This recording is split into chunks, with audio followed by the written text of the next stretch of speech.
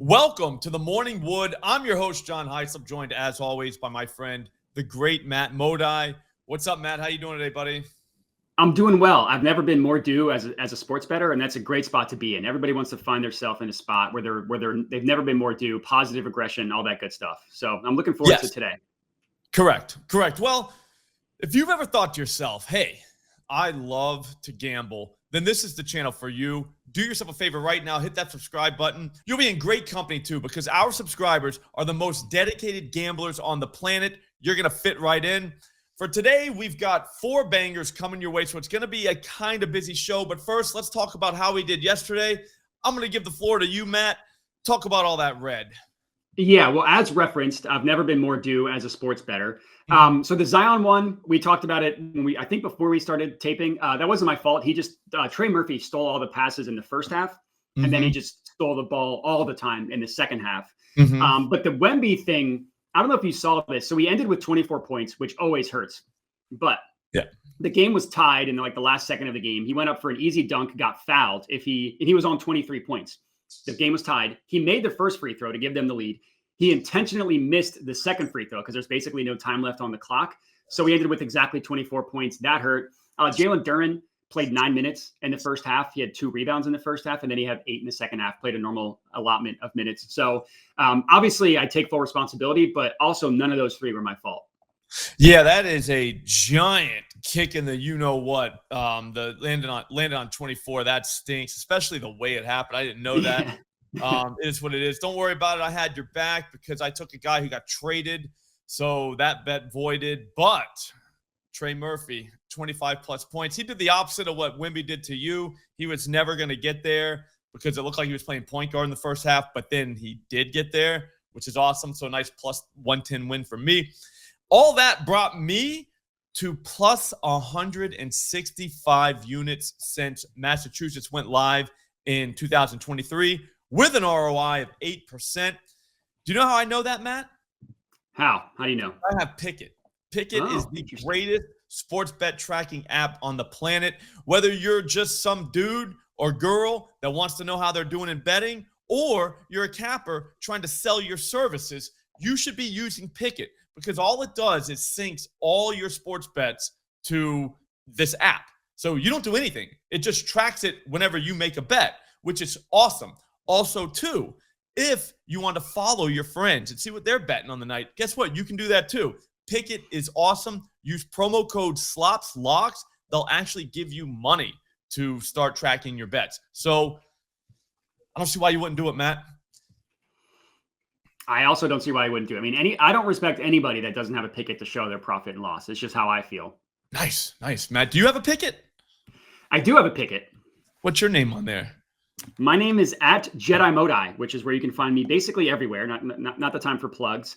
I hadn't pulled this up before we started taping, but if I can quickly pull it up, my units profited all time 308, which goes back a couple years. Table. Yeah, goes back a couple years, but 308 units of profit, in my opinion, is pretty good. Yeah, that's pretty good. That's not losing money, because a lot of people, they lose money when they gamble, and then they get mad at gamblers who win money, and they say that we shouldn't be allowed to gamble, which sucks. But anyways, that's not why we're here. Let's talk bangers. You go first. It's time to redeem yourself, Matt. Yeah, time to redeem myself. Only 2 plays today. A little bit of a weirder slate. I don't know how you found this slate to be, but the good news is no chance either of these plays lose. Number 1, Amen Thompson, 6+ assists, plus 140 odds at FanDuel. Normally, when I see a guy's hitting 3 straight games, I like to not bet those, but there is a dramatic difference in his role. No Fred VanVleet. Now, the haters are going to say, Fred VanVleet's missed 5 games, and he's only hit them in 2 of the 5, which I understand. That first game was at the beginning of the year. Amen Thompson didn't know his role yet. He only played 28 minutes. That's not his fault. He's playing like 40 minutes a night now. We can't really take anything from there. His last 3 games without Fred VanVleet, 12 potential assists, 15 potential assists, and 14. And those last 2 came in the 2 most recent games for the Rockets when Fred VanVleet got hurt. So he averages 10.6 potential assists per game without Fred VanVleet, only 6 with Fred VanVleet. Dramatic difference. The haters are also going to say that the Timberwolves are a tough matchup, which if you look at the entire season, they are. But a lot of injuries on that team. Defense hasn't really been that good recently. 10 of the last 15 guards against the Timberwolves have hit their assist prop over. So they haven't been great recently. It's a new role for Amen Thompson. I think we're getting a great value here at plus 140. So I hit it. I mean, he could go 10 plus if you want to be crazy at plus 1,500. Let's just go with 6, though, for plus 140. Yeah, I was thinking you were kind of lame for not going 10 plus, but hey, whatever. To each their own. Plus 140 is nothing to scoff at. I'm going to go Jeremy Grant, 15 plus points, plus 102 at FanDuel. There's a 0% chance that this stays plus money for the rest of the day, so you're going to need to act now. It's time. I know the haters are going to say that this guy sucks, but what are haters even good at?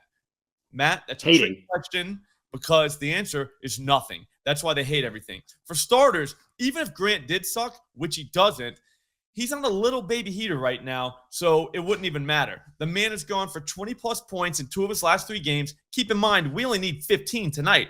That's called a bargain on the streets.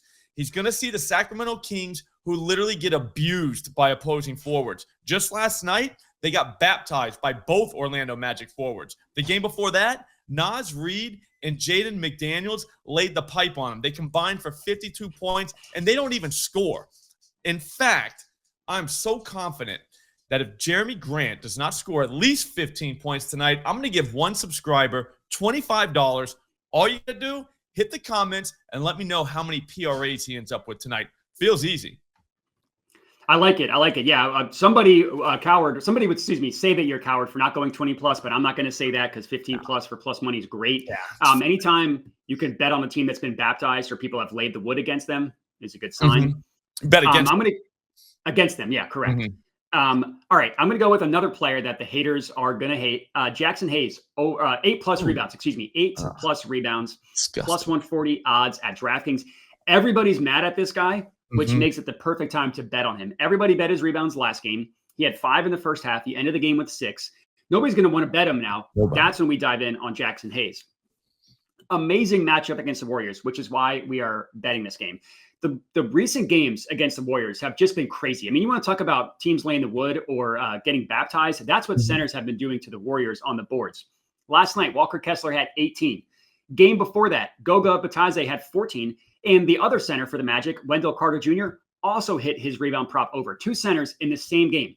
The game before that, Nick Richards, who's not really a rebound guy, had 16 against the Warriors. Wow. In that same game, the other center, Mason Plumlee, also went over on his rebounds prop. The game before that, Isaiah Hartenstein, 18 rebounds against the Warriors. I just named their last 5 games. Now, Jackson Hayes, real. It shouldn't be real, honestly. I mean, this number should be a 9.5. I get everybody's mad at him, but you take a step back. You look at games without Anthony Davis, averaging 13.5 rebound chances per game. Now, Anthony Davis doesn't play for the Lakers anymore, so he's not going to suit up for them tonight. And despite the fact that he's only gone over this number in 3 of 6 games, he's twice landed on exactly 6 rebounds when the rebound chances were there. And a similar matchup to the Warriors in terms of rebounding for centers is the Washington Wizards. He had 10 rebounds against the Washington Wizards on 13 rebound chances. So 13 rebounds, he can grab 10 boards. He can grab 8 boards, which is all we need tonight to cash out plus 140, which I thought, as you would say, felt right. Yep. Plus, he's never going to play again once Mark Williams starts playing. So there is that too. So he knows exactly his last night. Exactly. Yep. The final game. I'm going to go with James Harden, 10 plus assists, plus 105 at FanDuel. Nobody likes betting on James Harden. I get that. But here's the thing. Sometimes he gets the job done. We've all seen him do it. Here's the thing, though. We're in a great spot.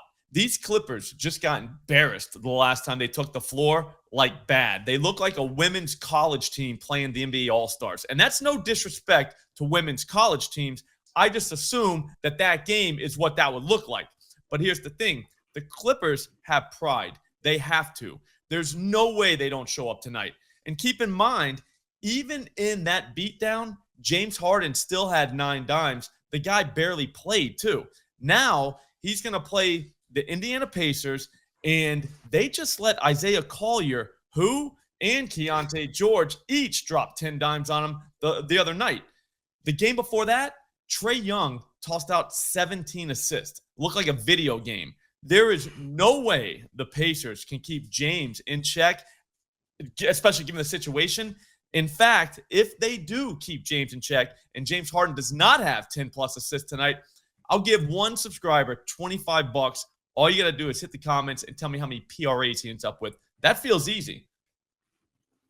I like it. And James Harden with Kawhi, assists are up. So I think that's a good look.